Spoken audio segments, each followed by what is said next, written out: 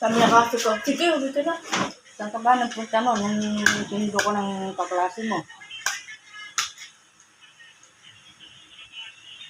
Hindi sinundo ka noon. Yung kaklase mo dati.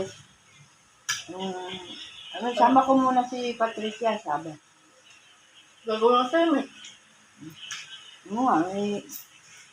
Para daw may kasama yung anak niya. Tapos, inatid ka rin, no? Ano nga pangalan niya? Ito ko ng pangalan? Ang pangalan? Kung sakaling nakatapos ka, kaya anong gusto mo sana? Pilot? Ay, chef. Di ba? Pilot? Chef? Kala ko caregiver. Caregiver, chef? Hindi. Nag-alaga eh. Kung sakaling nakatapos ka, anong una mong bibilin? Anong gusto mong bibilin? At saka, anong gusto mo? Pagkain nga, kapag gamit,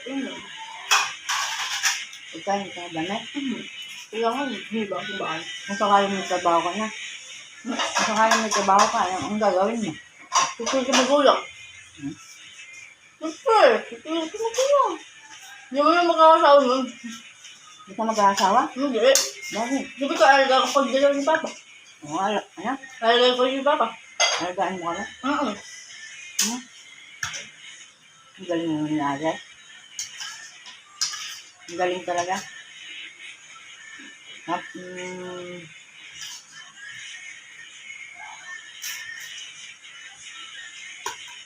yeah. Tama, ano mo naman yung bigyan ng gamot? Ay, nga pala, mamaya. Gamot. Yung gamot pala niya. Nakalimutan.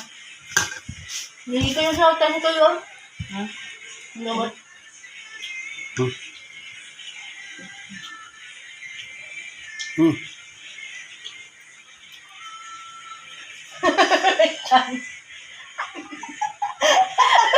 Hindi.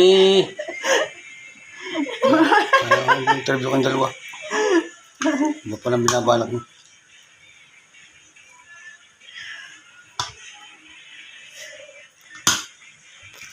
Thank you, guys. Thank you, ate. Thank you, ba? Ganyan si ate. Simple lang.